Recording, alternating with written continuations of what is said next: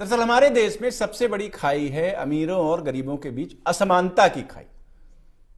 संसद में जनता के नुमाइंदों का प्रतिनिधित्व होना चाहिए, लेकिन अगर राज्यसभा को देखें तो वहां करोड़पति सांसदों की संख्या अच्छी खासी है।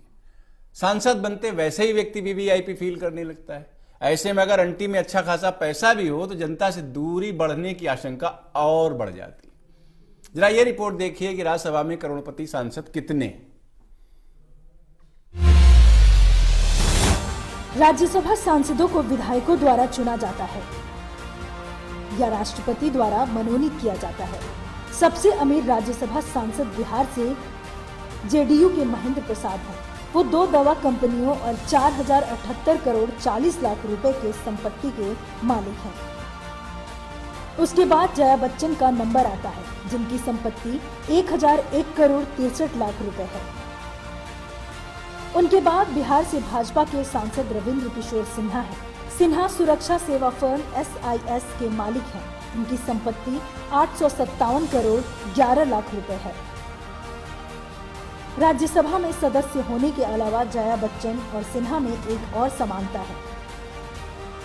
एक तरफ जहां जया के पति अमिताभ बच्चन का नाम पनामा पेपर लीक में आया, तो वहीं सिन्हा के नाम को भी इसमें जगह मिली। लोकसभा में करोड़पति सांसदों को भेजने में सबसे ज्यादा योगदान आंध्र प्रदेश की 3 पार्टियों TDP, TRS और YSRCP का है। इन्होंने 50 करोड़ रुपए से अधिक की औसत संपत्ति वाले करोड़पति सांसदों को सबसे ज्यादा संसद भेजा। इसमें कोई आश्चर्य नहीं कि आंध्र प्रदेश से कांग्रेस के पूर्व और करोड़पति सांसदों में से एक L राजागोपाल 2014 में संसद में आंध्र प्रदेश के बंटवारे वाले बिल के पेश होने पर इतना गुस्सा हो गए कि उन्होंने संसद में मिर्च स्प्रे कर दिया था। अब जरा जान लीजिए कि विजय माल्या को किसने संसद तक पहुंचाया। वो कांग्रेस थी जिसने राज्यसभा में सबसे पहले king of good times Vijay Mallya की एंट्री कराई थी। हालांकि बीजेपी ने भी इसमें अपने हिस्से का काम किया और दूसरी पारी के लिए उनकी सदस्यता का समर्थन किया था। ADR के 2019 के आंकड़ों के मुताबिक एसोसिएशन फॉर डेमोक्रेटिक रिस्पांस ने कहा कि लोकसभा में 475 सदस्य करोड़पति हैं। इस लिस्ट में मध्य प्रदेश के मुख्यमंत्री कमलनाथ के बेटे नकुल नाथ टॉप पर हैं। ADR ने 539 सांसदों के हलफनामों का विश्लेषण करने के बाद ये जानकारी दी। 17वीं लोकसभा में बीजेपी ने 303 और कांग्रेस ने 52 सीटों पर जीत दर्ज की। बता दें कि 2019 लोकसभा की 543 में से 542 सीटों पर चुनाव हुआ था। चुनाव आयोग ने धन बल का इस्तेमाल होने की वजह से बेल्लोर सीट पर चुनाव रद्द कर दिया था।